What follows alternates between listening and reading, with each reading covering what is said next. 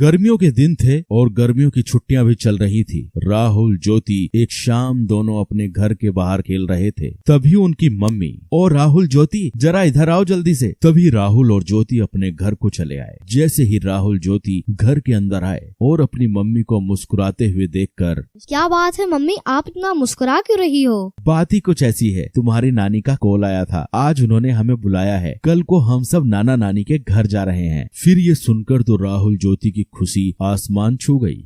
चलो पैकिंग शुरू कर देते हैं, नाना नानी के गांव चलते हैं और एंजॉय करते हैं।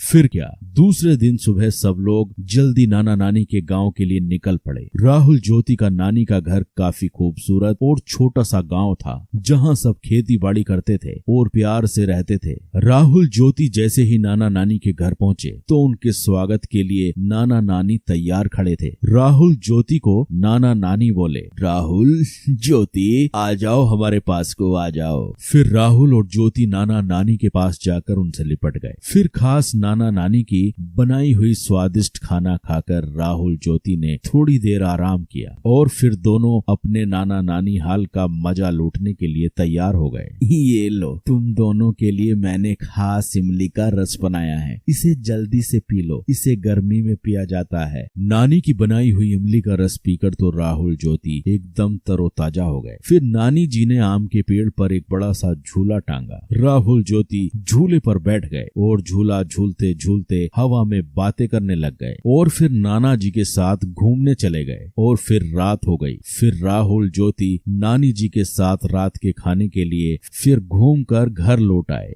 नानी जी, मैं आपके हाथों से खाऊंगा। नानी मुझे भी खिलाओ ना। ये सुनकर नानी जी हंसने लगी। ठीक है, मैं तुम दोनों को अपने हाथों से खिलाती हूँ। फिर क्या, राहुल ज्योति ने नानी के हाथ से पेट भरकर खाना खाया और खाना खाने के बाद सब लोग सोने की तैयारी करने लगे और फिर राहुल ज्योति को गर्मी महसूस होने लगी। नानी जी, घर के अंदर कितनी गर्मी महसूस हो रही है, पंखा भी गर्म हवा फेंक रहा है, आपके घर में एसी भी नहीं है। हमें तो एसी की आदत है, अब तो हमें रात भर नींद नहीं आएगी। यह सुनकर नाना नानी के साथ सब लोग हंसने लगे। यह देखकर राहुल और ज्योति ज्यादा कंफ्यूज हो गए।